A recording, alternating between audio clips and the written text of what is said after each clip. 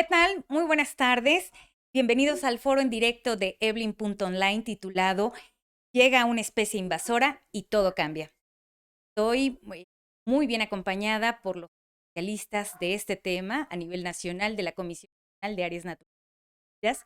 Así que si tienen alguna duda, alguna pregunta o alguna inquietud, por favor, déjenla en nuestras redes sociales y yo les estaré dando lectura para compartirla acá con los especialistas. Bien, pues las especies invasoras exóticas son aquellas que se encuentran fuera de su hábitat y literal llegan a invadir un ecosistema natural. Son capaces de reproducirse, y mismo llegan, invaden y generan todo un caos que ya nos contarán estos especialistas. Se sabe que para atender esta problemática, la Comisión Nacional de Áreas Naturales Protegidas ha integrado comités ciudadanos para atender estas especies y tratar de controlar.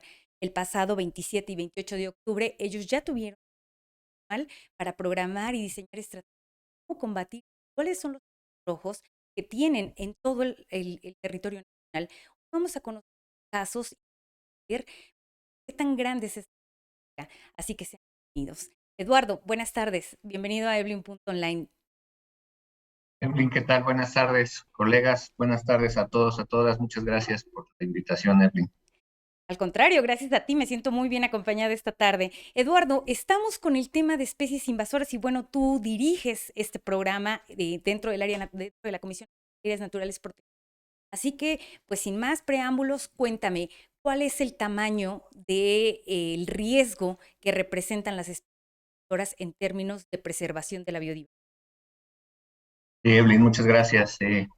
Pues rápidamente te comento, como lo mencionaste, estas especies exóticas invasoras son aquellas que están fuera de su área de distribución natural y que por alguna causa, muchas veces por las actividades propias del humano, ya sea accidental o de manera eh, predeterminada, se mueven estas especies y se establecen en sitios donde no habitaban originalmente.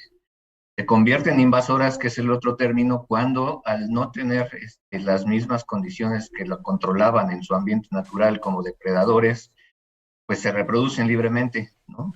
Y cuando esto provoca una explosión de su población que empieza a desplazar a las especies nativas, les empieza a quitar su alimento, su espacio, y en muchos casos se las comen, ¿no? Entonces, es por eso que es ahí donde está la conexión entre las especies exóticas invasoras y la pérdida de la biodiversidad.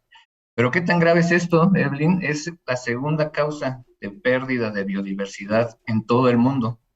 Estamos hablando que solo después de esto, lo que la pérdida de de los hábitats y la fragmentación de los ecosistemas es lo que está causando esto, esta amenaza.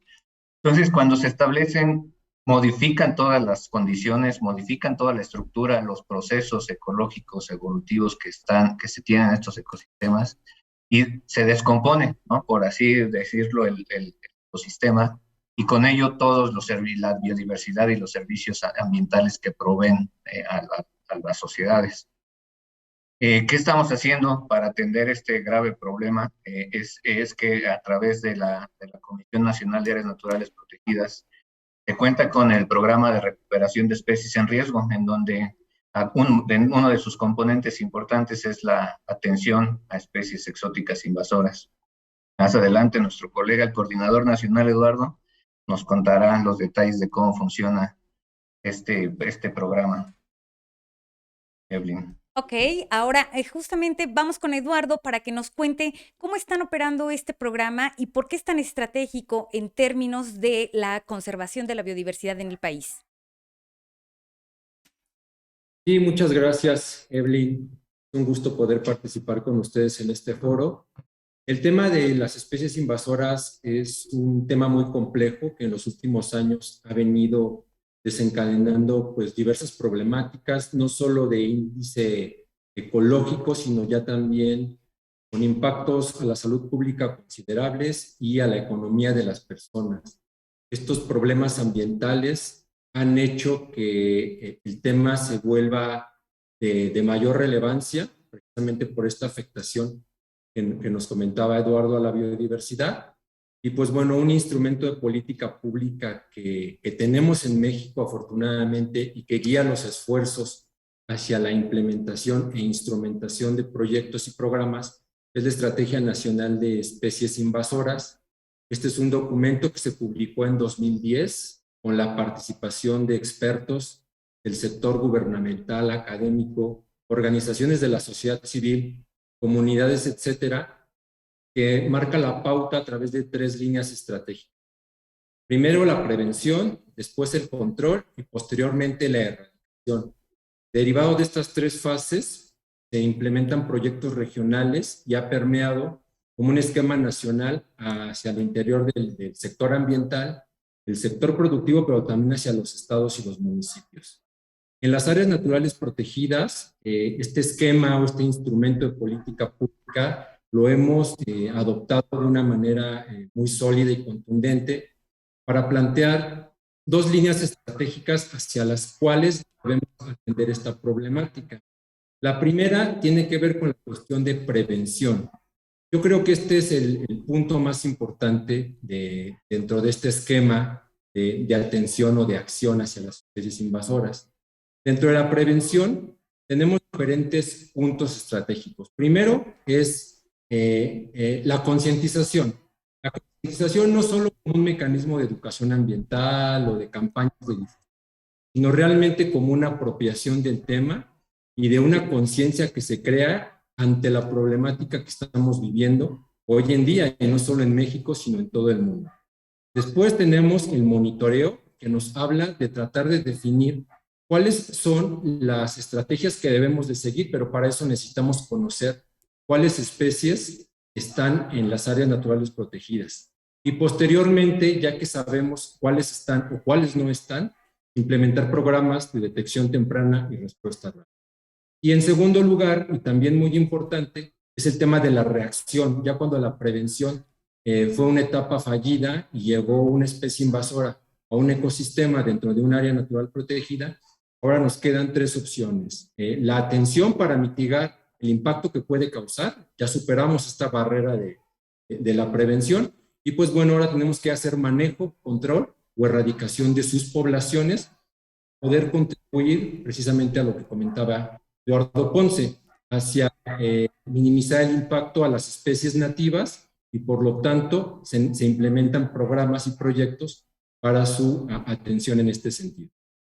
Bien, y precisamente, Adrián, tú eres el director regional de Frontera Sur, allá también te toca la parte del Istmo y del Pacífico Sur.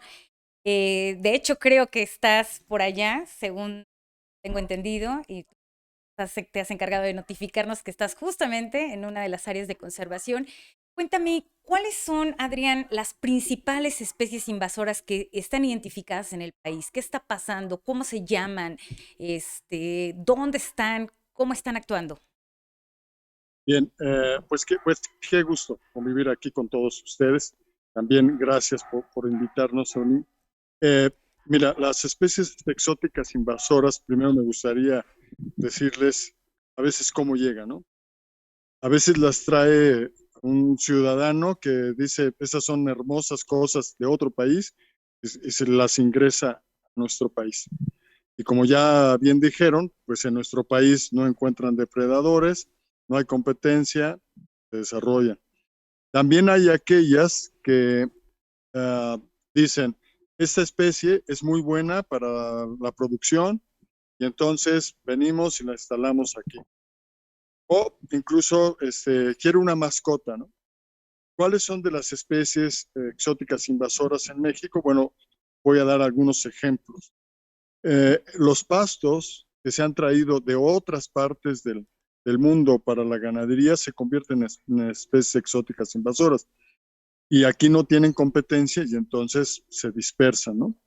También peces como el pez diablo o el pez león. El pez diablo es el limpiapeceras. Ese no es del país, lo trajeron de otras regiones del mundo, les pareció muy adecuado para limpiar las peceras. Cuando ya tienen un tamaño determinado, la gente dice, no lo puedo matar, así que lo dejo en el río y se convierte en una especie exótica porque no es su área de distribución. O las mascotas, los pericos australianos, a todo el mundo quiere tener pericos, se le escapan Entonces ahí está, ¿no? Por todos lados. Las mismas palomas que vemos en las plazas son especies exóticas, ¿no? Pero también existen especies que se vuelven invasoras, que son muy comunes para nosotros, como los gatos o los perros. Cuando no cuidamos a nuestras mascotas y están cerca de lugares como áreas naturales protegidas, pues estos se internan a las áreas naturales protegidas, se pierden, ahí se reproducen y se convierten en especies que nosotros denominamos ferales, es decir, se vuelven un poco más salvajes. Y bueno, como no hay nada que las deprede, pues se comen los huevos, las aves, los mamíferos pequeños y atacan en jauría. Lo mismo pasa con los gatos. Los gatos, aunque son solitarios, también se convierten en especies invasoras. Y hemos tenido otras especies como muy comunes, como cabras o chivos, que se llevaban a islas para que los pescadores se alimentaran, los dejaron libres, se reproducen y entonces ya se comen todo tipo de vegetación. Adrián, Y perdón que te otras, sí, interrumpa, pero me gustaría mucho aprovechar la posibilidad para ejemplificar alguna zona en particular. Tenemos la posibilidad de que nos cuentes cuál es alguno de las especies invasoras que llegó a determinada región y que haya sucedido justamente una depredación o que les haya obligado a actuar de manera muy rápida. sí, bueno, en las islas, en el norte del país, las ¿En islas Islas que están María? cerca de Baja Ah, Islas California, Baja sí, California. todas Ok. ellas, ahí chivos, cabras, desapareciendo todo tipo de vegetación. Después tenemos, por ejemplo, el pez diablo en Michoacán. Eh, Llegó a una presa que hoy se llama presa El Infiernillo, Sí, relacionada claro. con estos peces. Los productores, los pescadores, pues vivían muy felices. Cuando llega este pez, pues empieza a ramonear todo, es un filtrador, etcétera, y deja sin alimento al resto de los peces, desaparecen los otros peces y solo se queda esta especie. O, por ejemplo, en el sureste tenemos el tema de pastos, o en parques nacionales el tema de perros y gatos, ¿no? Burros se convierten en especies invasoras, por ejemplo, en Tehuacán, Cucatlán, en Puebla, Oaxaca. Y vaya, especies como lirio acuático, que también no es del país, se viene de otros lados, la flor es muy bonita, ha invadido sitios así como el Cañón del Sumidero, se trabaja en el parque para evitarlo, pero en otros lugares no se está trabajando, entonces ha desaparecido lagos completos como una presa que está en Chiapas, que prácticamente es Malpasito, prácticamente la presa desapareció y ya no es útil incluso para la generación de energía eléctrica. ¿Hace cuánto tiempo sucedió esto? Esos son periodos muy cortos. Estamos hablando de periodos de 10 años en lo que una especie puede llegar y dominar todo un entorno, ¿no? Pero depende mucho. La parte de las islas sí tienen periodos mucho más grandes o lugares donde los periodos son más cortos, como en un parque nacional. En el caso, nada más para precisar, en el caso de la presa Malpasito, ahí en Chiapas, ¿no? ¿Podemos ahondar un poquito más, Adrián? ¿Qué fue lo que en los últimos 10 años se vio la desaparición o fue a partir de un periodo de tiempo más largo y concretamente a partir de qué No, especie?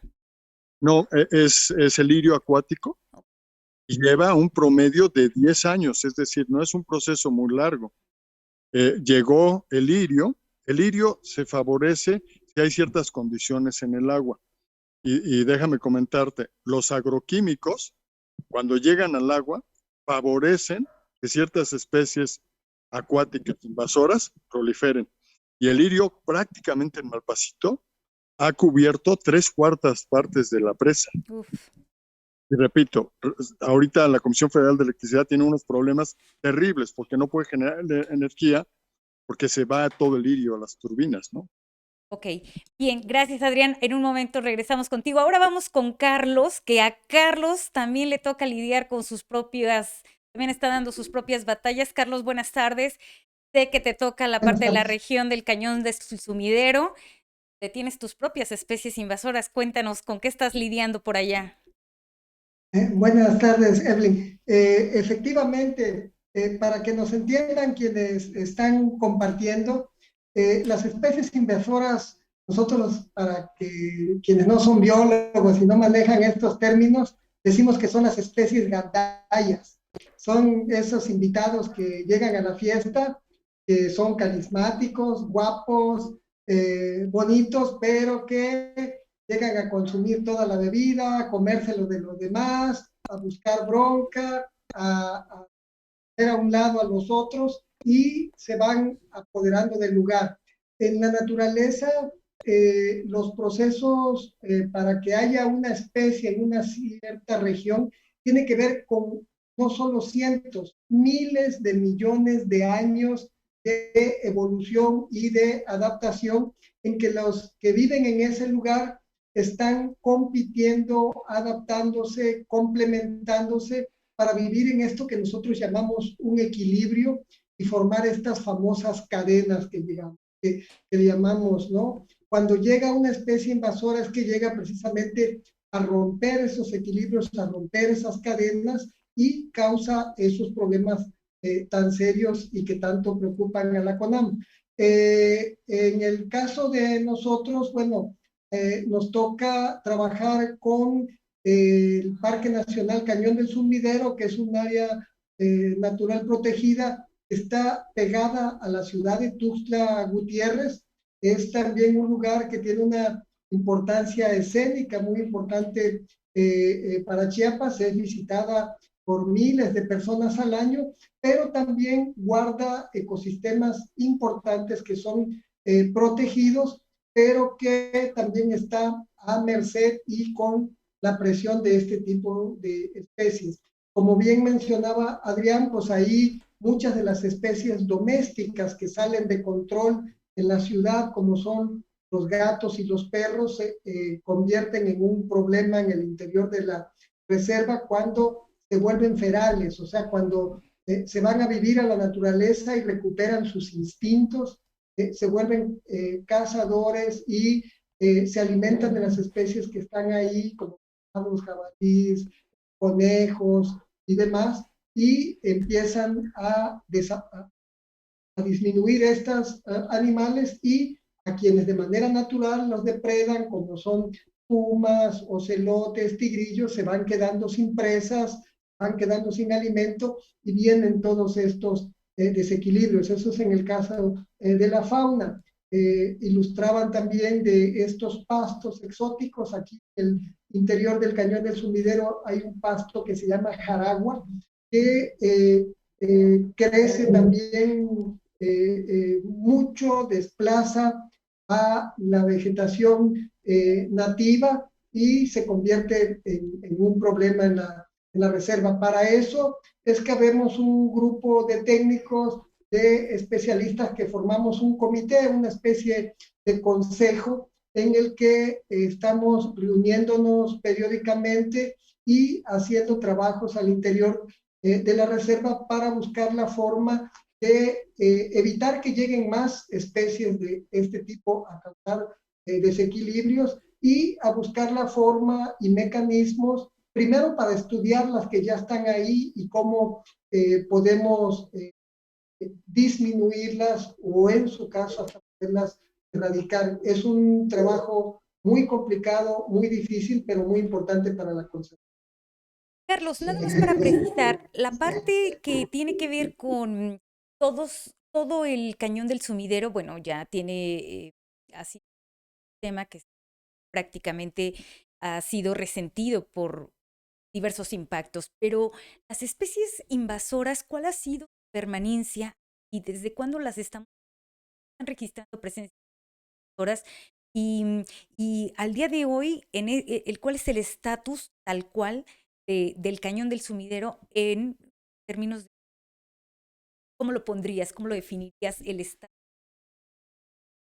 Bueno, es una situación que se viene agravando precisamente por el crecimiento mismo, no solo de la ciudad de Tuxtla Gutiérrez, sino de varias ciudades que están alrededor de esta zona del río Grijalva y que en ese crecimiento también son quienes vienen propiciando el ingreso de estas especies y hay distintos niveles. Por ejemplo, los problemas que tenemos con perros y gatos son problemas que ya están desde hace 15, 20 años, pero que al crecer más la ciudad y prácticamente estar pegado a la reserva, pues estos animales salen de control y cada vez invaden más al interior de la reserva y cada vez el problema crece.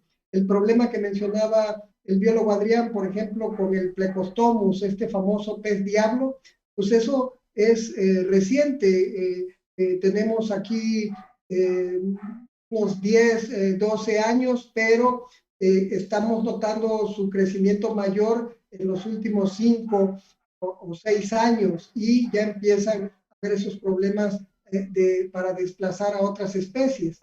Pero, aunque parezca raro, pero este ecosistema del Cañón del Sumidero tiene unas partes bastante bien protegidas de selva baja caducifolia, donde hay una riqueza importante de aves, mamíferos pequeños y medianos que juegan un papel muy importante para.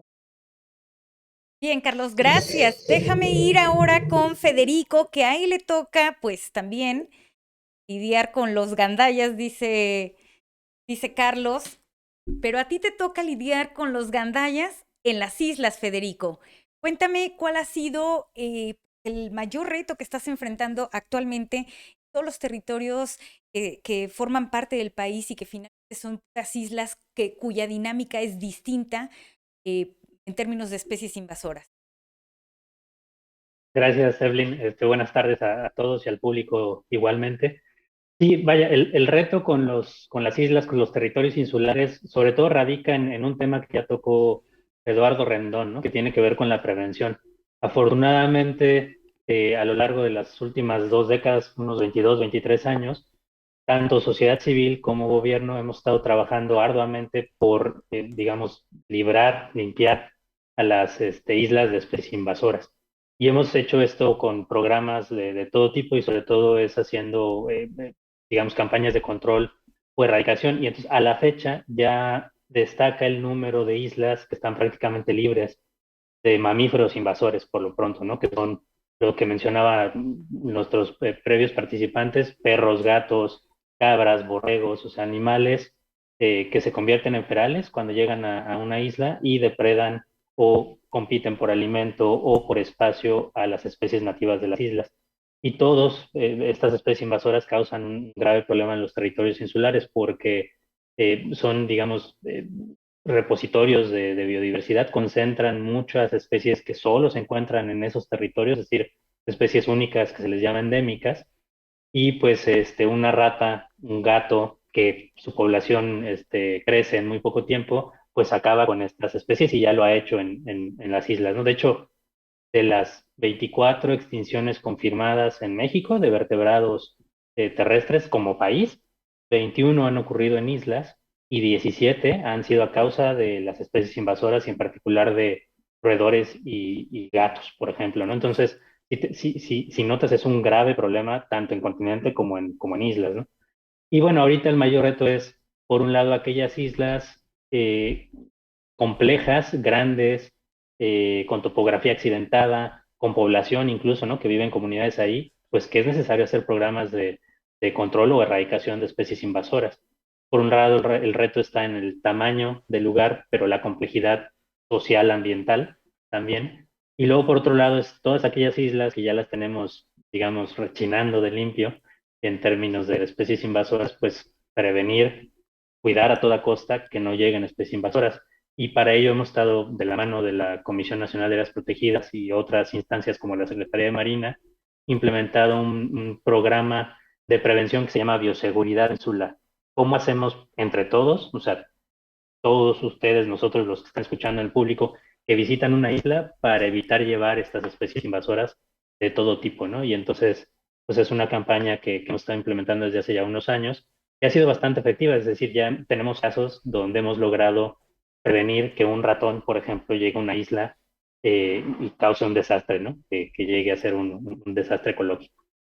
Bueno, ya nos contarás en las siguientes rondas cómo logran esto, pero quiero preguntarte cuáles son en este momento, Federico, las islas que te quitan el sueño, por lo menos las islas que te merecen mayor atención, que están siendo tu punto rojo por efectos de una especie invasora que todavía se resiste y generando un caos a la biodiversidad propia de ese área.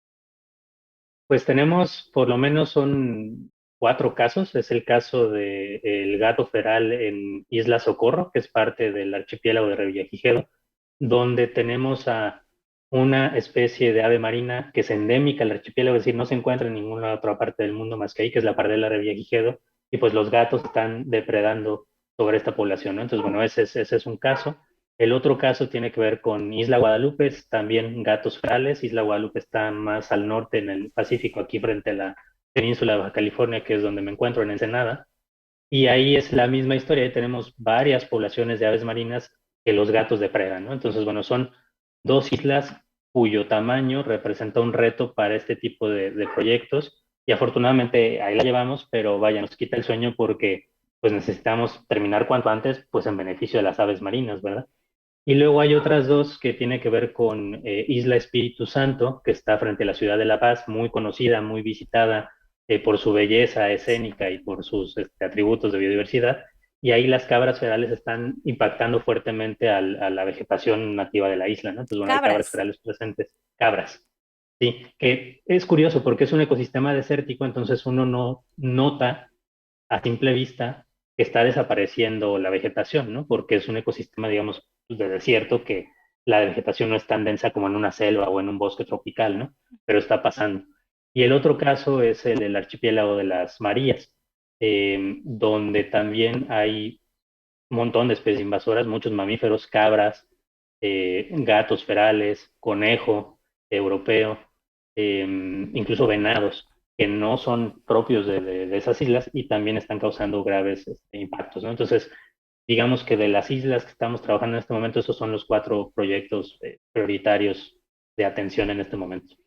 Muchas gracias, Federico. Ya nos contarás en la siguiente ronda las estrategias que están implementando, pero voy a regresar con Eduardo, porque Eduardo trae la película completa de todo lo que implica este programa. Eduardo, a ti te toca justamente pues, la parte de la coordinación de la ejecución nacional del programa para atender las especies invasoras, pero cuéntame cuáles son actualmente o de qué tamaño es el problema en México. ¿Cuántas especies invasoras tienen identificadas que tienen presencia en el y por qué, en qué fase del programa nos ubicamos en este? Evelyn. Pues te comento, actualmente se tienen registradas más de 1,100 especies exóticas en el país, ¿no? Es decir, que no estaban aquí, y ya lo comentamos por qué, pero de esas 1,100, aproximadamente 350 están consideradas como invasoras, ¿no? Y esa es la clave, identificar cuáles son aquellas que tienen un problema por encima de los demás, ¿no? Como ya mencionaron varios ejemplos, ¿no? Que pueden destruir los ecosistemas. ¿Y en dónde están también para hacer para ver en territorio nacional la magnitud del problema? Están prácticamente en todas las áreas naturales protegidas terrestres, ¿no? Estamos viendo que desde las selvas del sur, ¿no? Ahí o en los bosques o en los cañones, como en el cañón del Sumidero, en la reserva de las biosferas del Triunfo, Locote, son selvas también muy, muy, muy diversas, hasta los desiertos del Vizcaíno o los bosques templados que están también en la península de Baja California, los matorrales áridos que están en el centro norte del país, como en la reserva de la biosfera del Mapimí o al más al norte en Cumbres de Monterrey, por ejemplo, también hay un tema con especies. Y así nos podemos seguir a los humedales de marismas nacionales en el Pacífico, a los humedales en Chiancán, en la península de Yucatán. Entonces, aquí el problema es muy grande, muy complejo, pero también algo en qué estamos y es qué es lo que está haciendo funcionar a este programa, porque no solo es de interés o solamente nos incluye a los que estamos preocupados por el medio ambiente, ¿no? Esto es un problema que se tiene que atender de manera integral con todos los sectores de la sociedad, ¿no? Tanto autoridades federales, estatales, municipales, pero con las organizaciones de la sociedad civil que, por un lado, están apoyando a reducir el número de estos individuos en las áreas. El sector privado también tiene mucho que ver aquí porque algunas de estas especies o son altamente productivas y por eso se traen, o están causando efectos negativos en las especies productivas, ¿no? Reduciendo el espacio de lo que podría ser, utilizarse como una actividad productiva, ¿no? Entonces, las comunidades propias, los poseedores de territorio, es clave tener el trabajo con ellos. La propia ciudadanía, ¿no? Todos los que nos ven, o sea, lo mejor pensaríamos si nosotros, qué impacto tenemos desde las ciudades, que es un tema muy importante que tenemos que entender. Creo que ahí está también, tenemos que entender como ciudadanos la magnitud del problema y que a veces liberar un pez que cuidamos durante mucho tiempo y lo que haremos liberar un lago para que viva feliz, pues se convierte en un problemón, no solo para los ecosistemas, para la sociedad entera, ¿no? O sea, el término de, y lo que buscamos con el atender a las especies exóticas invasoras es recuperar la integridad de los ecosistemas, recuperar lo que conocemos como servicios ambientales, que es la regulación de la temperatura, la producción de oxígeno, la captación de carbono, la belleza escénica, el valor cultural o espiritual que tienen muchos de estos lugares, ¿no? Como mencionas en tu título, una vez que llegan, cambian todo y el programa busca a través de colaboraciones institucionales y con el resto de la sociedad el lograr atender este problema, que es muy, muy complejo, pero que está dando resultados positivos. Creo que aquí también, además de lo malo que representan las especies, hay esperanza y hay manera de revertir estos impactos para algunas especies, ¿no? Cosa que resaltaría. Gerardo, nada más, hay que precisarme una cosa. ¿Desde cuándo está activo este programa?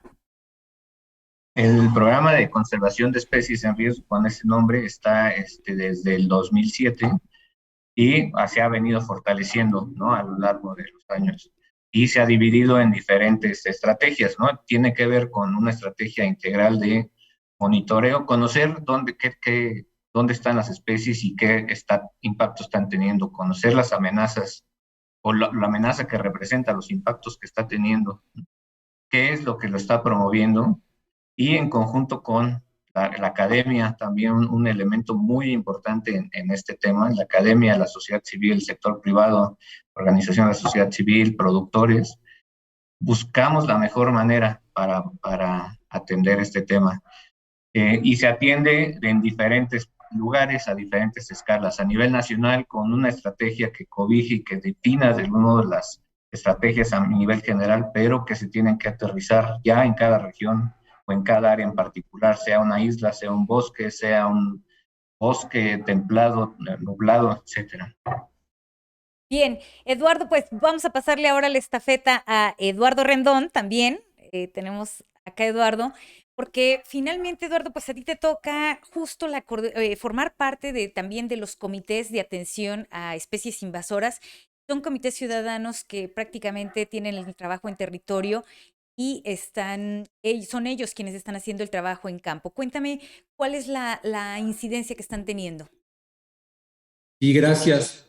Fíjate que derivado de esta problemática de la que han estado hablando mis colegas, tenemos muchas especies invasoras y de diferentes grupos taxonómicos, muchos ecosistemas y en diversas áreas protegidas del país, pues nos dimos a la tarea de identificar cuáles serían las principales estrategias para atender esta problemática y de alguna forma dirigir los recursos financieros y técnicos hacia la atención de estas especies invasoras. Y nos dimos cuenta que la participación social es un elemento fundamental para poder dar pasos seguros hacia la prevención y hacia el control de estas especies invasoras.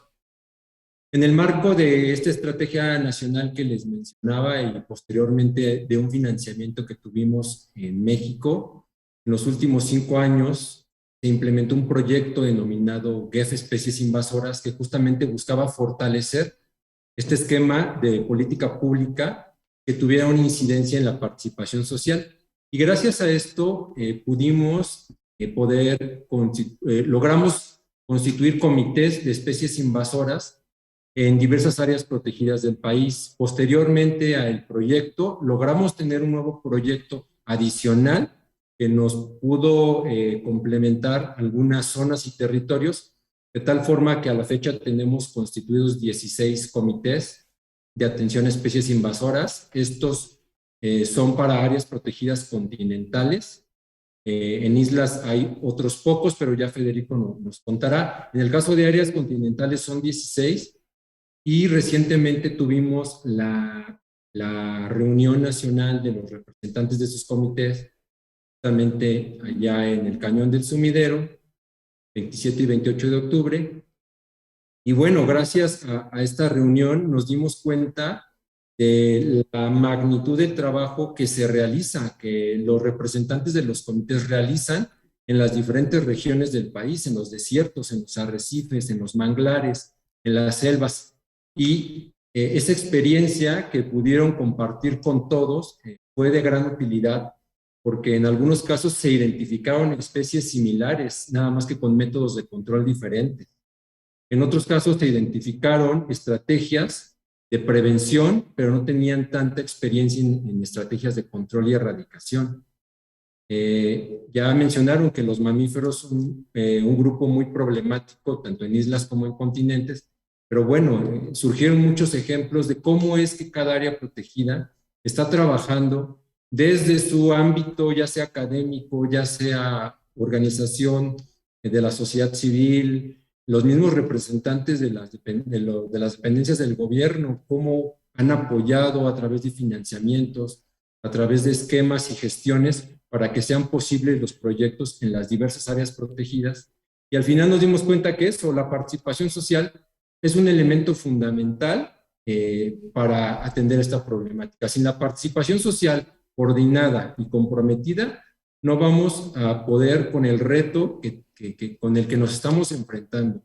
Este es un tema muy complejo, tiene muchas aristas y deriva principalmente porque, como lo mencionaba, son muchas especies en muchas áreas protegidas. Pero poco a poco hemos logrado incidir en la participación y en la concientización para que todos aquellos interesados en la conservación de los recursos naturales, de sus recursos, porque son los recursos en los lugares donde habitan, puedan estar apoyando y aportando con su conocimiento, con su experiencia, y que gracias a eso son un órgano de consulta para la propia CONAM, porque ellos tienen la experiencia, se coordinan, realizan diversas actividades, y gracias a esa experiencia, y al transmitirla a la CONAM tiene la capacidad o la posibilidad de tomar decisiones en función de todo este conocimiento experto con el que ellos están trabajando pues prácticamente todos los días en su ámbito. Nada más aquí vale la pena reforzar y precisar que son ciudadanos de a pie, literal, es gente que está viviendo en los territorios y que va y se mete a los arrecifes, que va y se mete a los desiertos, que va y se introduce a las selvas o a los lugares más recónditos justamente para desarrollar todo un plan estratégico de control, ¿es correcto? Sí, de hecho, estos grupos de participación social tienen esa riqueza que pueden ser académicos, pueden ser representantes de las organizaciones sociales, vigilantes comunitarios, hay personas de las comunidades que participan en los proyectos de subsidio de la CONAM y que son ellos quienes están interesados en conservar y en mantener precisamente los recursos naturales de su comunidad y por lo tanto de las regiones donde cada uno de ellos representa. Y esto es bien importante porque gracias a eso la CONAM tiene ojos, por decirlo así, en todas partes. Ellos notifican de los delitos ambientales que pudieran darse en las diversas áreas protegidas y pues bueno, esto hace que tengamos aliados de gran relevancia y que nos sigan fortaleciendo con su conocimiento y experiencia. Bien, vamos ahora con Carlos. Carlos tuvo la experiencia de ser el anfitrión en el pasado 27 y 28 de octubre, allá con todos estos comités, en el Cañón del Sumidero anual. Bueno, ahí hicieron un balance justamente de cuáles son los retos que están enfrentando hacia adelante. Carlos, ¿cuáles son justamente los principales desafíos que se plantearon y que reconocieron en el encuentro nacional? Y desde tu punto de vista, que bueno, llevas bastante camino recorrido en el tema de la comunicación, preguntarte hacia dónde tiene que caminar o qué evolucionar el tema de especializadoras. Y me refiero un poco también para provocar la discusión con Eduardo Ponce respecto a cuáles son las propuestas para hacia dónde tendría que madurar este programa. Bueno, es muy interesante todo esto, Evelyn, porque es una problemática que tiene muchas aristas y se tiene que globalizar, se tiene que integrar todo para poder tener resultados adecuados. Es un asunto que termina teniendo importancia, por ejemplo, hasta puntos de ética. Al fin y al cabo, el controlar especies invasoras tiene que ver en el control de seres vivos. Entonces, si nosotros vamos a controlar perros, gatos, tortugas, peces, pues también tenemos que aplicar valores, cuestiones de ética, cuestiones de responsabilidad ante la sociedad. No todos vemos de la misma forma esto. A lo mejor si hubiera un problema, una isla en la que está llena de perros y buscamos un montón de cazadores, rifles, vamos y los matamos en 3 o 4 días, se resuelve el problema.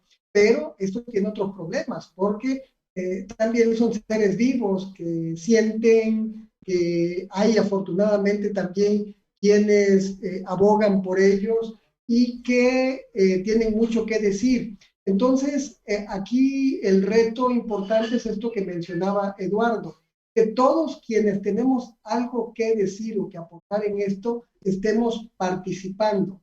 El logro más importante quizá que está teniendo la CONAM con estos grupos, con estos comités, es integrar a todos para encontrar las alternativas de solución. En nuestro caso, aquí en el Cañón del Sumidero, y que ha sido afortunadamente también uno de los comités que ha tenido avances importantes, ha tenido que ver con esto, el integrar dentro de este comité, primero un equipo de la misma área natural protegida, altamente comprometido y dispuesto a aportar en todo.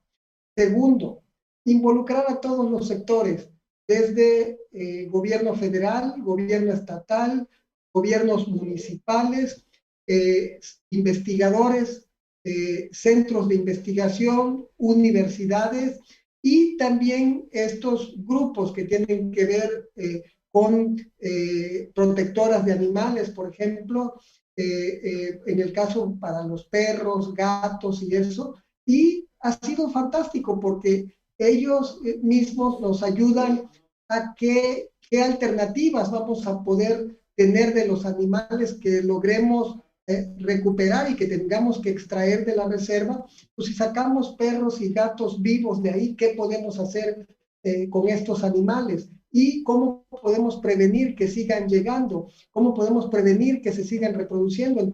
Entonces, se han hecho una serie de campañas en todo un cinturón alrededor de la reserva que tiene que ver con campañas de vacunación, de esterilización de perros y gatos, y se han hecho una serie de trabajos finos también de investigación por parte, por ejemplo, del Colegio de la Frontera Sur, para estudiar una especie de orquídea invasora, por ejemplo, en el interior del Cañón del Sumidero, el trabajo que la misma reserva puede hacer a través de sus programas operativos para el control del pasto que está causando mayor problema y sobre todo ir previniendo a que lo que puede llegar no llegue. Por ejemplo, ahorita estamos en el caso de las tortugas estas de acuario, las tortugas de orejas rojas, que son muy comunes y que se venden en todos los acuarios, pues ya notamos que en los afluentes, en los arroyitos,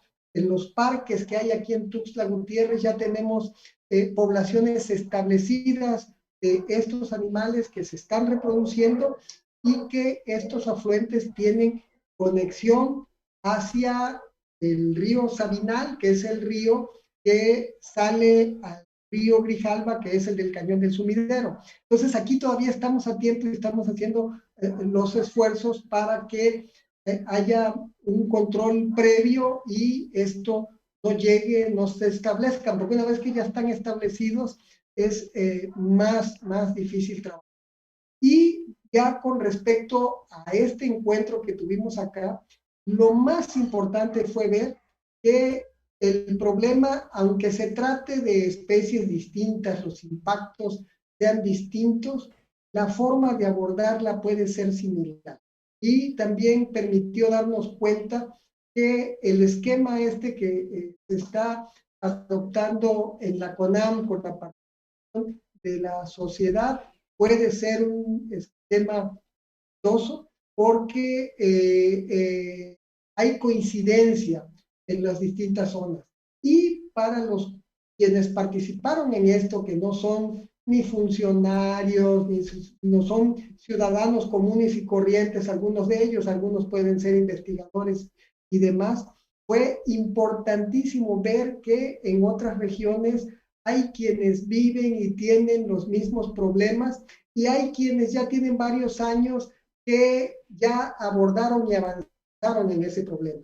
Uno de los principales acuerdos que estuvimos fue establecer una red de estos comités. Esa red, al concluir el evento, ya se hizo y ahorita tenemos una comunicación directa y eso nos permite intercambiar información, nos permite intercambiar datos y aligera porque errores que ya cometimos no los van a cometer otros y a lo mejor una búsqueda que podría tardar tiempo en nosotros, ya otro lo tiene avanzado.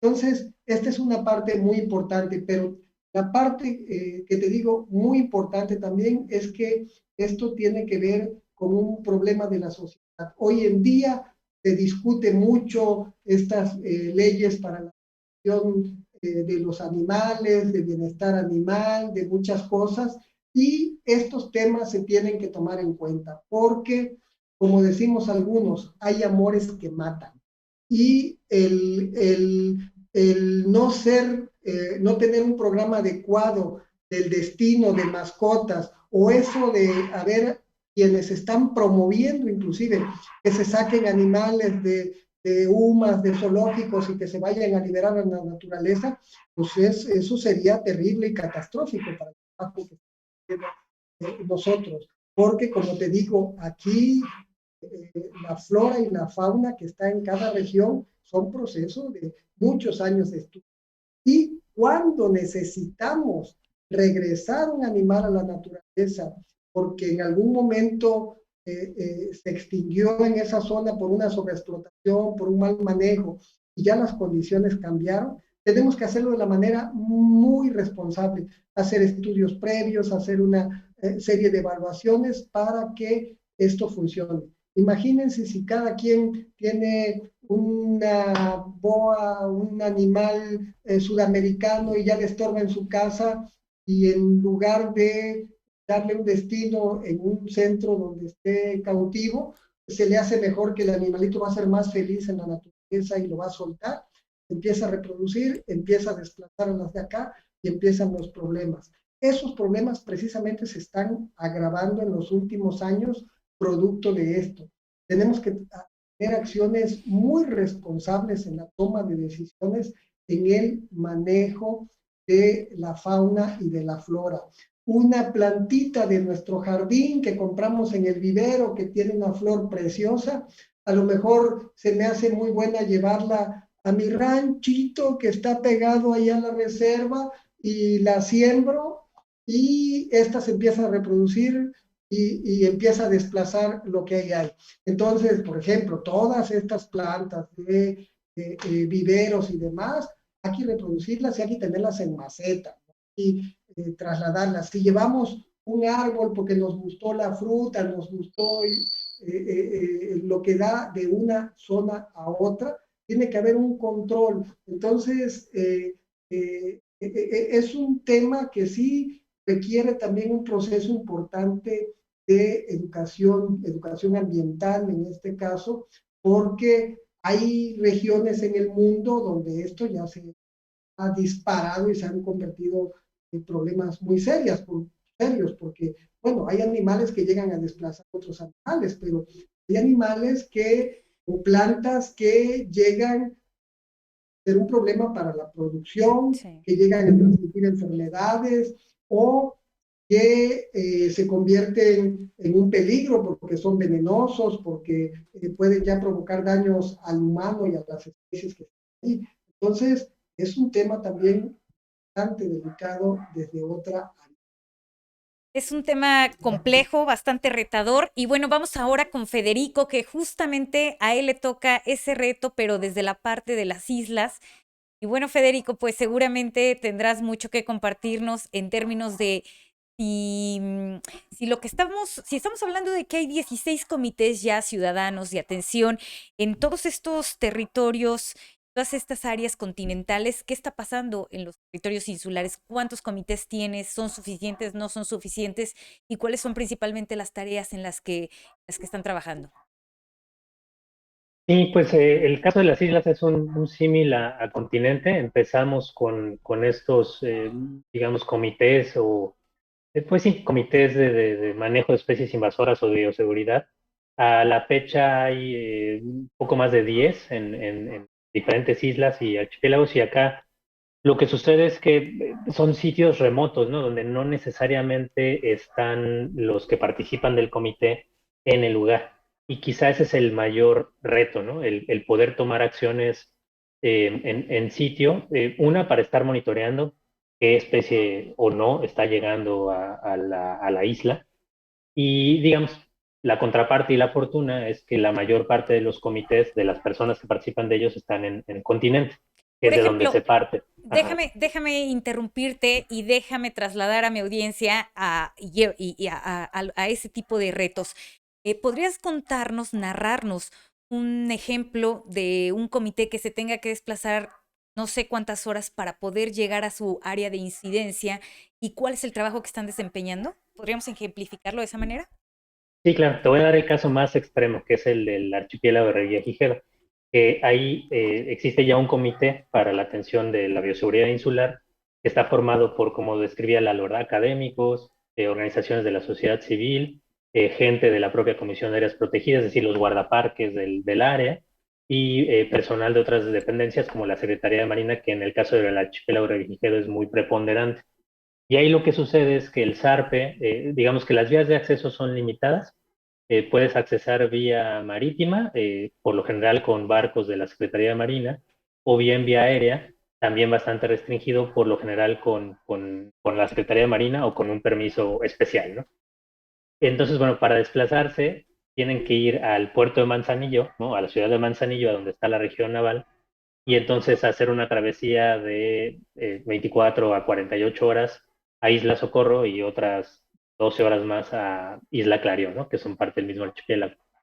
Y ahí es donde radica el reto, ¿verdad? O sea, es difícil permanecer tanto tiempo en el sitio haciendo los monitoreos o haciendo las actividades de control o erradicación, eh, y el estarse desplazando continuamente. Ahora, tenemos la fortuna que en el caso de las islas, la Secretaría de Marina apoya muchísimo estas acciones.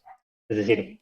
en este caso, ¿no? Si quisiéramos implementar la bioseguridad insular en el archipiélago de Revillagigedo, no sería posible sin la participación de la Secretaría de Marina, o sería ridículamente costoso, ¿no? Poder hacer algunas acciones.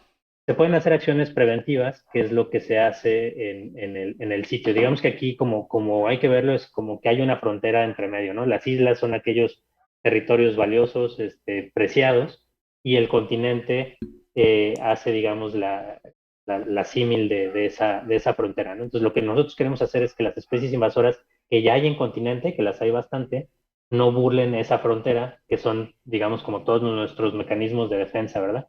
que si las trampas, que si el monitoreo de las embarcaciones, la fumigación de las mismas o que revisando los equipos que transportamos para allá, materiales de construcción, es decir, todas esas acciones son, digamos, como tu defensa ante la llegada de las especies invasoras a una isla. Y lo que queremos hacer es evitar que esa seguridad, ¿no? Se burle, ¿no? O Se vulnere se realmente. rompa, se vulnere, exactamente. Y bueno, eso es lo que estamos tratando de hacer. Y en general, el enfoque en los comités en las islas es eso, en la parte preventiva, más que en la parte de acción de control o erradicación, porque ya como lo comentaba Carlos, no es cualquier proyecto, no es cualquier asunto pues el hacer un control sacrificio de una especie invasora o una extracción viva, ¿no? Entonces, por lo general, ya esa parte de control y erradicación es más detallada, más técnica, que requiere mucho más, digamos, acompañamiento científico, que se hace ya, digamos, de otra perspectiva, ¿no? Pero los comités para lo que están pensados es para evitar a toda costa que las especies invasoras lleguen a la isla y es lo que estamos viniendo haciendo desde hace ya un tiempo, ¿no? Varios años, por lo menos son 8 años que existen estos comités, quizá no con ese nombre, pero bueno, que las acciones para evitar la llegada de las especies invasoras estén haciéndose, ¿no? Y Bien, se ha ido mejorando. O sea, por ejemplo, ahorita ya tenemos, digamos, es un solo perro, ¿no? Es una unidad canina que detecta roedores. Y entonces para lo que sirve es que, pues si va a ir un barco a visitar Isla Guadalupe, que está atracado en un muelle en Ensenada, que sabemos que está lleno de roedores, ¿no? Ratas, ratones, pues lo que hay que hacer es asegurarnos que en su travesía, pues ese barco no lleve roedores, por ejemplo, ¿no? Porque Isla Guadalupe no tiene ratas, que sería un problema si estas llegan, ¿no? Y entonces lo que hacemos es mes con mes, antes del viaje del barco de la Secretaría de Marina a Isla Guadalupe, es que el perro hace su revisión, además de otras revisiones que se hacen con diferentes dispositivos, ¿no? Y entonces esto es algo que es constante en el tiempo, ¿no? Es algo que nunca se acaba. O sea, para estar cuidando los territorios, las áreas protegidas continentales, las áreas protegidas insulares, tenemos que estar con la bioseguridad 24/7 los 365 días del año, porque en cualquier descuido llega una especie invasora que muy rápido acaba con la flora y fauna nativa, ¿no? claro. Y bueno, es todo, implica toda una estrategia esto de tener ya toda una estrategia con los perros y toda una comitiva canina que va por delante, pues ya te genera de alguna forma una estabilidad y una seguridad en términos del viaje que se programa, ¿no? Federico, gracias. Voy contigo, Eduardo. Déjame aprovechar el contexto en el que estamos justamente el día de hoy. Se llevó a cabo un encuentro trinacional en términos de acuerdos entre Canadá, Estados Unidos, México, y en esa coyuntura quiero enmarcar la siguiente pregunta. Las especies invasoras también plantean un reto en términos internacionales. Son incluso motivo a veces de conflictos internacionales porque pues invaden e invaden otras fronteras. Tenemos algunos casos en México que se enmarquen justamente en este contexto. Podemos ejemplificar alguna especie invasora por excelencia que nos haya generado ahí un conflicto o una rigidez, una rispidez ahí con algunos colegas de otros países de ustedes por el manejo de alguna especie. Y Evelyn, este tema pues, es uno de los retos que tenemos, pero también una de las bondades que ha desarrollado el proyecto y tiene que ver con la colaboración internacional. También es clave y es fundamental tener una colaboración en cuanto a los proyectos de atención y de prevención, ¿no? Para atender las especies exóticas invasoras. Y sí, México, Estados Unidos y Canadá, haciendo referencia a la reunión que mencionas, tienen una larga historia en cuanto a la colaboración para atender este problema y en general la conservación de los ecosistemas. Recordemos que este tema de las especies exóticas es una de las amenazas que tiene nuestra biodiversidad y en este marco y en este sentido se ha desarrollado desde 1997 el Comité Trilateral México, Estados Unidos, Canadá para la conservación de ecosistemas y vida silvestre. En este comité, año con año, nos reunimos las autoridades, las organizaciones de la sociedad civil a discutir ciertos proyectos que tienen que ver con la conservación, y uno de ellos, que está enmarcado en este comité, va más allá de que vaya una especie, ¿no? Ejemplifica la importancia de la conservación de islas. Se hizo un acuerdo para la conservación de islas en este marco, y cada uno de los países regresa a sus lugares a hacer recomendaciones, a implementar acciones para promover este bien o este esfuerzo en común que tenemos entre los tres países. Un ejemplo, quizás que se sale, ¿no? De estos tres países que menciono, por ejemplo, los nopales, que alguien, no sé, la verdad que cuando llegaron a Australia, esta especie que es mexicana, es nativa del continente americano, llegó a Australia y en Australia se diseminó, pero se salió de control. Podrán investigar, podrán ver ejemplos, fotografías de donde no había nada de esta especie, de repente un bosque, literal, un bosque de nopales. Y esto, por eso volvemos a que allá no había quien los consumiera, ¿no? Entonces se reprodujeron, se empezaron a dispersar. Y bueno, Australia tiene este ejemplo y tiene muchos más ejemplos, ¿no?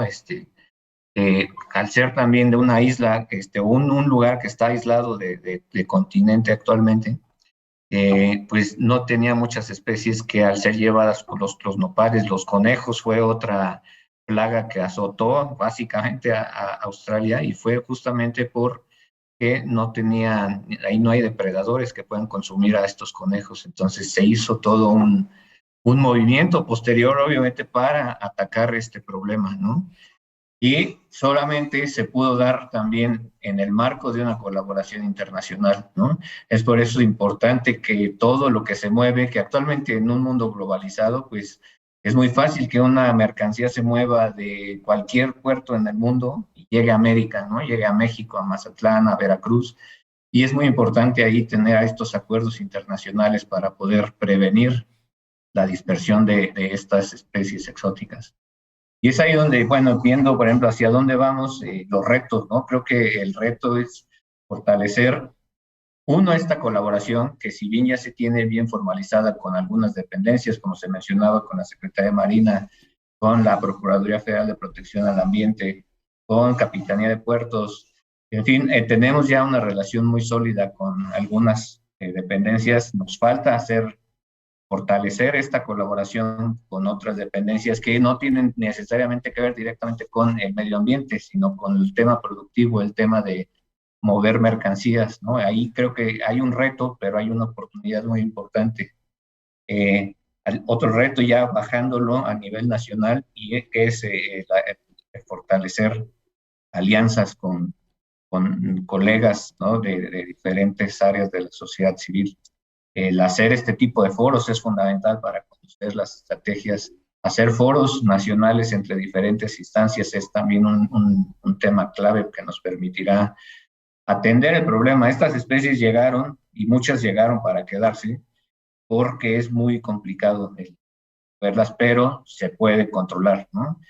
Ese es uno de los retos. ¿Y cómo lo vamos a lograr también? Pues fortaleciendo los propios programas que tenemos en las diferentes instancias, ¿no? Menciono, por ejemplo, un programa que tenemos en la Comisión Nacional, que es el Programa para la Protección y Restauración de Ecosistemas y Especies Prioritarias, que año con año es un programa que otorga recursos para llevar a cabo proyectos de restauración, en el que algunos de ellos, pues el remover especies implica un proceso de restauración.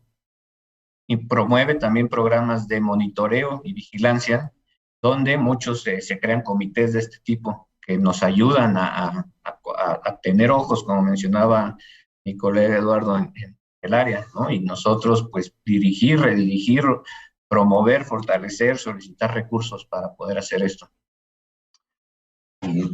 Bien, pues tienen mucha tarea todavía en colaboración internacional, y vamos precisamente a darle seguimiento a todo el trabajo que están desarrollando desde el programa, y al mismo tiempo, pues en términos de cómo se está llevando la implementación ya en campo. Vamos ya a ir en nuestra ronda de cierre. Vamos ahora con Eduardo, con Eduardo Rendón, para que nos cuente un poco más sobre la importancia, por qué son importantes el ponerles foco a estas especies invasoras. Puede ser un tema que podamos pasar desapercibido, un tema ciudadano que realmente en el que todos estamos involucrados, pero al mismo tiempo es un tema de salud. ¿Es correcto, Eduardo? Sí, es correcto. De hecho, la verdad es que a veces las especies invasoras se ven como si fueran los malos de la película, por decirlo así, cuando realmente tenemos que ser conscientes de que es un problema social. O sea, el pez diablo no vino nadando desde las zonas a los cuerpos de agua de continentales de México, o el pez león no vino del Indo-Pacífico por sí mismo. Esto habla de que prácticamente el 99.9% de las especies que se encuentran en México es porque alguien las trajo, ya sea intencional o accidentalmente, pero alguien las trajo. El otro 0.01% corresponderá a fenómenos climáticos, huracanes, inundaciones, etcétera. Pero tenemos que clarificar este punto porque las especies invasoras son oportunistas. Ya lo mencionaban, tienen todas las características para poder establecerse, para poder reproducirse y subsistir en un ecosistema. La verdad es que no todas las especies exóticas que llegan al país se vuelven invasoras. Incluso muchas de esas especies ni siquiera logran establecerse, porque los mismos ecosistemas también tienen mecanismos de defensa por los cuales empiezan a eliminar ahora sí que estas invasiones o estas incursiones que vienen del exterior. Y cuando vemos un ecosistema dañado es porque realmente lo estamos ya percibiendo desde esa perspectiva. Pero antes de verlo, antes de tener esa visibilidad a un ecosistema, internamente en sus procesos ecosistémicos están pasando muchas cosas y es ahí donde es importante el tema de la participación social, porque si no alertamos, si no nos damos cuenta de que está habiendo efectos significativos derivados de lo que provocan estas especies, pues ya llegamos ya cuando es demasiado tarde, cuando tenemos una población prácticamente ya insostenible. Voy a poner el ejemplo del pez león. El pez león es la principal especie invasora que tenemos en México en un medio marino. Esto quiere decir que se ha distribuido prácticamente, se ha logrado ya extender todo el Golfo de México y todo el Mar Caribe. ¿Qué es lo que representa? Cuando a veces identificamos especies que pueden ser controlables o se pueden manejar, pues tenemos como muchas perspectivas de poder tener éxito. Pero especies como el pez león en un ecosistema tan grande y pues realmente tan complejo, porque además el pez león es una especie que se distribuye en los arrecifes, sí, pero poco a poco se ha visto que se va a profundidades cada vez más grandes, entonces su captura es más complicada. Pues hablar de erradicar al pez león pues realmente es pues algo pues muy irreal, porque pues derivado del número de individuos que hay, en la extensión que tenemos, pues solo, entonces tenemos que pensar en controlar. Entonces, a lo que voy es de que tenemos que identificar la estrategia más adecuada en el momento más idóneo para poder realmente dar resultados efectivos que puedan garantizarnos que el impacto que va a tener en el ecosistema sea el mínimo posible. No podemos decir que va a haber un impacto nulo, eso no es verdad, pero sí podemos decir que va a tener el impacto con la menor afectación en los ecosistemas. Y aquí hablamos efectivamente tanto en términos de biodiversidad y procesos ecológicos y servicios ecosistémicos, y como bien lo mencionabas, Evelyn, en temas de salud pública y temas económicos. Por ejemplo, en algunas redes de arrastre de los pescadores que pues salen diariamente a trabajar pues para conseguir el sustento del día, pues bueno, de pronto nos han comentado, pues salimos a trabajar, pero al final del día lo que obtenemos pues, prácticamente es una pérdida, pues porque el arrastre de pez diablo fue el 90% de lo que obtuve en mis redes, y no solo eso, sino todas las redes derivado de la morfología de esta especie, pues, están rotas, hay daños, y esto vuelve un problema pues, que parecía no tan complejo a un problema realmente grave, con ya afectaciones, ya deja tú lo ecológico, sino que ya tiene un impacto pues, muy grave y muy fuerte. Entonces, si empezamos a ver ese tipo de impactos, el ecológico, el económico, el de salud pública, el impacto al turismo, cultural, etcétera, podemos entonces ya ir dimensionando que este es un tema que necesita mucha atención, necesita mucho financiamiento. Federico no me dejará mentir, hablar de una erradicación estamos hablando de millones de dólares, dependiendo la especie y dependiendo la isla, pero hablando de ecosistemas continentales es lo mismo. Y además es importante mencionar que los controles de especies invasoras, ya sea de flora o de fauna, tienen que ser constantes, porque de lo contrario, todo lo que hicimos en el año 1, 2, 3 y que ya no hicimos en el año 4, automáticamente estamos pues destruyendo el proyecto y los avances que ya teníamos. Entonces no podemos estar, a veces sí lo hacemos, a veces no. Por eso es que se tratan de identificar los mejores métodos. Hemos trabajado con diversas especies, por ejemplo, el zacate rosado en Sierra de Álamos, en Sonora. Hemos trabajado también con control de otras plantas en cumbres de Monterrey, pero a su vez estas estrategias y estos métodos han sido buenos porque han tenido resultados inmediatos, porque la detección temprana y respuesta rápida ha sido eficiente, la prevención o la capacitación para las brigadas o los grupos comunitarios también ha sido eficiente. Y por otra parte, el vincular las otras afectaciones a los ecosistemas ha sido muy interesante. Por ejemplo, el tema de cambio climático está muy ligado a los procesos de invasiones biológicas. Un incendio forestal que acaba de suceder en determinada área protegida y que devastó 500 hectáreas es un sitio idóneo para que empiecen a llegar pastos exóticos. Y al haber pastos exóticos, empieza a llegar otra fauna exótica. Entonces, vamos desencadenando una problemática que pues bueno, nos estamos dando cuenta de que si no la abordamos desde una perspectiva integral y coordinada, con recursos financieros, con recursos humanos, materiales, etcétera, no podríamos darle atención inmediata y cuando nos damos cuenta del problema, pues ya lo tenemos una complejidad, un nivel muy significativo. Por eso es importante que mencionar que este tema es un problema netamente social y de percepción de las personas. Por eso este tipo de eventos, de foros, que nos permita llegar a más personas y a más conciencias, es muy importante para poder seguir avanzando en estos temas. Bien, voy a empezar a dar lectura. Ya tenemos nuestra caja de comentarios en nuestras redes sociales y bueno, aprovechando que están muy interesados en el foro, déjenme empezar a recoger los primeros comentarios. Hay preguntas, hay saludos también.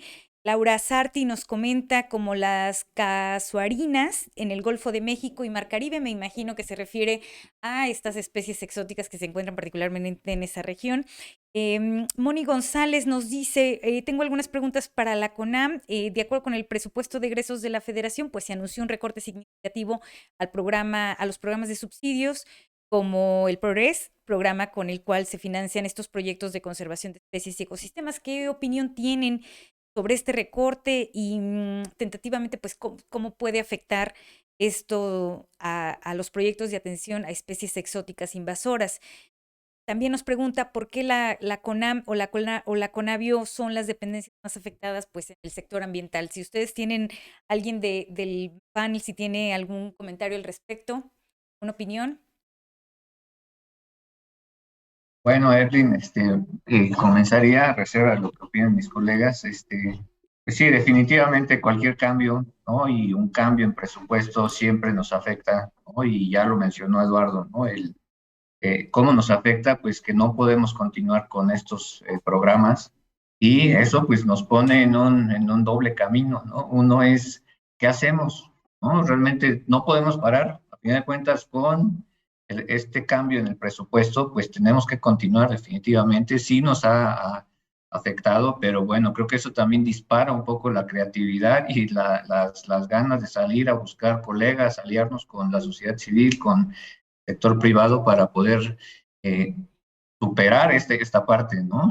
Definitivamente sí se requiere más recursos, pero bueno, con lo que tenemos hemos estado operando, hemos logrado, hemos tenido logros con el presupuesto que ha estado cambiando, ¿no? Es inevitable los cambios cuando hay cambios también, ¿no? De autoridades, pues se nos vienen muchos cambios, pero bueno, creo que es un proceso, ¿no? El reto es demostrar la importancia que tiene este tema y no solo desde la parte ambiental. Creo que aquí el mensaje que a mí me gustaría lanzar es que no solamente el sector ambiental es el responsable de mantener el medio ambiente, es el sector productivo, es el sector de protección, es la sociedad, es un tema muy, muy complejo que no solamente recae en nosotros, ¿no? Entonces, aquí, contestando esa parte, sí nos ha afectado, sí ha tenido que detener en algunos proyectos algunos esfuerzos, pero bueno, de algún modo estamos reorganizando y reordenando el recurso en este programa de ProRes que preguntan, pues para poder subsanar estos cambios. Bien, también tenemos una pregunta de Iván Magaña. Dice, buenas tardes, ¿qué acciones hay para combatir a los perros y gatos ferales en Isla de Cedros? Porque se ven grandes manadas de perros en la isla, lo cual dificulta la reproducción de la subespecie de venado bura y de Isla Cedros, al igual que el conejo matorralero. Y por otro lado, ponen en riesgo a las mismas personas que practican senderismo. Con mucho respeto, no hay acciones reales ni acciones permanentes en la isla. Ojalá haya muy buenos proyectos acá en la isla y más lugares de México, desde San Luis. Saludos desde Isla de Cedros, Baja California. Ahí, qué acciones se podrían hacer para combatir a los perros? Seguramente esta nos la podrá contar un poco más a detalle Federico, ¿no? Sí, gracias, Evelyn. Pues Iván, yo creo que es retomar los proyectos que ya se estaban haciendo allá por muchos años, si no es que todavía la CONAMP con Valle de los Cirios y otras organizaciones de la sociedad civil estuvieron trabajando arduamente primero para hacer, digamos, control en las serranías de Isla Cedros. Isla Cedros, cabe señalar que es la cuarta isla más grande de nuestro país, ¿no? Son cerca de 30.000 hectáreas de superficie y es de más de 1 kilómetro de altitud, ¿no? Entonces, bueno, es un macizo continental en forma, ¿no? Tanto que así hay una subespecie de venado. Y bueno, lo que se ha venido haciendo es trabajar en el control de los perros ferales, también en monitorear, en saber cómo está la población de venado bura. Y ahí mucho el problema es esto que varios de mis colegas han mencionado, ¿no? El cómo entre la comunidad local, el gobierno y la sociedad civil nos organizamos para evitar que haya más daño por parte de las especies invasoras, ¿no? Ahí el principal foco de riesgo, digamos, son los perros que son domésticos o semidomésticos, digamos, mascotas o cuasi mascotas, que al no tener los cuidados del humano, pues empiezan a cada vez más alejarse primero hacia el basurero que hay allá en Isla Cedros, y luego cada vez más se van más hacia las serranías hasta convertirse en ferales y entonces empezar a atacar a los venados y otra fauna nativa. Y eso ha sido una constante. Se han hecho campañas bastante significativas para reducir la población del perro feral en las serranías, y sin embargo el problema no termina porque sigue, digamos, como que exportándose perro desde las comunidades que ahí están asentadas, ¿no? Entonces es mucho el platicar, el trabajar de la mano con la comunidad ahí asentada, con el gobierno, para tomar estrategias. Y se han hecho campañas de vacunación, de esterilización. Yo creo que ahorita mucho ya es área protegida desde el 2016, ¿no? Isla Cedros, entonces seguramente los dos Eduardos pueden complementar, pero yo creo que ahí es retomar el tema, ¿no? Llevar a cabo la erradicación del perro feral en Isla Cedros es posible, pero ahí necesitamos el compromiso de la comunidad, ¿no? Y pueden ser los extremos. Es decir, bueno, pues se prohíbe la manutención, el tener el cuidado de perros ferales o de perros mascotas en Isla Cedros, o bien que entonces el que es dueño de mascota se haga realmente responsable para no exportar esos perros ferales a las serranías, ¿no? Entonces, ahí es precisamente uno de estos proyectos complejos en donde todos necesitamos ponernos de acuerdo para cómo resolverlo, ¿no? Ahora, necesita resolverse porque si es un problema, podríamos perder la única de las dos especies de venado bura endémicos a una isla, que es el de Cedros, ¿no? Qué tremendo. Pues habrá que ponerse las pilas y desarrollar ahí alguna acción mucho más enérgica, ¿no? Laura Sarti dice, se requiere mucha educación ambiental, campañas de concientización, de concientización e informativas. Si las compras, no las liberes, una especie de campaña de este tipo. Carlos, a ti te ha tocado pues esta parte, te ha tocado justamente incidir mucho en las poblaciones que tienes allá en el área del Cañón del Surtero y bueno, en general en toda la frontera sur. ¿Qué nos puedes, con qué cerrarías en términos de lo que implica la educación ambiental y cómo todavía nos dar esa parte en el... Bueno, es un tema muy, muy importante y bien lo menciona Laura Sarti en comentarios. Eh, Hay mucho que hacer ahí. Eh, Hay que trabajar en la responsabilidad en cuanto a la tenencia de animales. Una cuestión que tiene que reforzarse mucho en nuestro país, tanto desde el punto de vista normativo como desde el punto de vista de la sensibilización, es que la tenencia de mascotas es una responsabilidad. En el momento que uno decide o va a tener una mascota, es hacerse responsable de vidas. Entonces, en ese momento se vuelve uno ya el que tiene en sus manos una o dos o tres vidas o no sé cuántas vidas de estos seres. Y estos seres pueden ser de distintos tipos.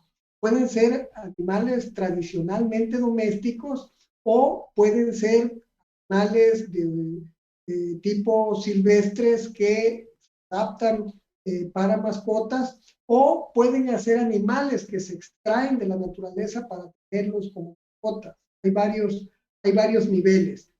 Mi recomendación personal, y es un llamado a la sociedad, es que los animales silvestres no son buenas mascotas. Ningún animal silvestre es una buena mascota. Todos los animales cuando son cachorritos, cuando son pequeñitos, son preciosos, son adorables, nos encanta apapacharlos, nos encanta protegerlos. En cuanto crecen, nos pueden lastimar, nos pueden transmitir enfermedades y se convierten en un problema porque generan malos olores, generan suciedad en la casa. Si somos un poco responsables con ellos, ya no podemos salir libremente porque ¿qué vamos? ¿Y quién va a cuidar al zorrito? ¿O quién va a cuidar al tejoncito? ¿Y quién va a cuidar al lorito? Entonces, muchas veces estos animales terminan descuidados o terminan sufriendo mucho. Y hay quienes después de que los tienen se arrepienten de tenerlos y la mejor salida creen que es devolverlo a la naturaleza y creen que están haciendo una gran aportación a la conservación. Yo llevé mi lorito de nueva cuenta campo y ese animalito ahora va a ser feliz y va a vivir. No, ese pobre animal lo más seguro es que va a morir porque no está preparado para poder alimentarse y demás, pero también puede llevar enfermedades que adquirió en una casa y que en la naturaleza no hay y puede ir a matar a todos los loritos de esa región. O puede pasar lo que está pasando con que como no podemos reproducir y tener especies mexicanas por ley, entonces se importan loritos de otros países, por ejemplo esta cotorrita monje argentina que es muy bonita y que es la que vino a sustituir a muchos loritos silvestres que se trafican, iba a decir que se traficaban, pero lamentablemente el prohibir su producción en cautiverio no logró que se siguieran traficando, se siguen traficando de todos modos, pero al permitir el ingreso y traer estos animales, esto sí es una especie muy adaptable y se han liberado muchas de ellas y ahora ya empiezan a poblar ciudades en la Ciudad de México, aquí en Tuxtla Gutiérrez, en muchos lugares ya hay poblaciones bien establecidas que empiezan a crecer y empiezan a desplazar a las especies nativas. Entonces, los animales silvestres de entrada no son buenas mascotas. Y si hay alguien que realmente sí los quiera tener, tiene que tenerlos de la manera más cuidada, cumpliendo con protocolos, cumpliendo con manejos, cuidando de su salud y demás. Y los animales de mascotas tradicionales como perros y gatos, pues también es una gran responsabilidad. Muchas veces está la costumbre de regalar al niño el cachorrito en su cumpleaños y demás. Una vez que crece el niño y que crece el cachorro, nadie los quiere. Entonces, los echan simplemente a la calle y estos animales se convierten en un problema y son animales que también van a ir a sufrir. Entonces, tiene que haber muchísima más responsabilidad en la tenencia de animales. E inclusive tiene que normarse más estrictamente esto y se tiene que hacer más responsables a quien tiene una mascota, porque si no, nos va a seguir pasando esto. Muchos animales, tortugas de acuarios que vienen de otros países, es muy común que vaya uno a una tienda de mascotas y vea uno tortugas sudamericanas, vea uno boas centroamericanas, vea uno iguanas que no son de este país y que se venden prácticamente libremente y que eso se pueden convertir en un problema. Entonces, yo creo que una manera muy importante es sensibilizar y evitar que esto nos siga pasando con los animales, sean silvestres o sean especies domésticas. Y por otra parte, la importancia de el trabajar también, de involucrarnos en la sociedad para colaborar con estas reservas, con estos lugares, en las que podamos poner nuestro granito de arena. Si nosotros podemos donar algo para estas campañas de esterilización, de vacunación, si podemos aportar algo, hay que hacerlo. Hay mucha gente que dedica mucho dinero, dedica mucho esfuerzo para buscar el bienestar de los animales y evitar que pasen estas cuestiones y que muchas veces están solos luchando para esto. Entonces, mi llamado sería, Evelyn, más hacia eso, hacia la sociedad, hacia que recapacitemos, hacia que pensemos que una vida de cualquier animal es valiosa, merece respeto y merece una gran responsabilidad. Bien, pues no es un tema menor. La verdad es que ya tenemos aquí esta recomendación de Carlos. Hay que considerar que lo que estamos teniendo prácticamente es una vida y conlleva mucha responsabilidad. Pues bien, así llegamos al final de nuestro foro. Les agradecemos mucho que nos hayan acompañado. Yo me siento muy honrada de poderlos tener en casa, en Evelyn.online. Y bueno, seguramente ya los estaremos convocando en otro momento para que nos cuenten cómo van avanzando en el tema y cómo están combatiendo alguna especie invasora que ahora ocupados todo el desarrollo de una estrategia. Que tengan buena tarde, les agradezco mucho este tiempo. Bueno, seguimos al pendiente de su trabajo. Vamos a estar publicando igual una serie de trabajos en Evelyn.online de especies horas, ya con unas entrevistas más a profundidad de panel de expertos. Gracias por escucharnos. Gracias a ustedes también. Gracias, Evelyn, colegas, un gustazo y Gracias. felicidades por... Hasta luego, gracias. Muchas gracias a todos, un placer. Que tengan buena tarde, salimos y estamos en comunicación pronto. Gracias. Gracias.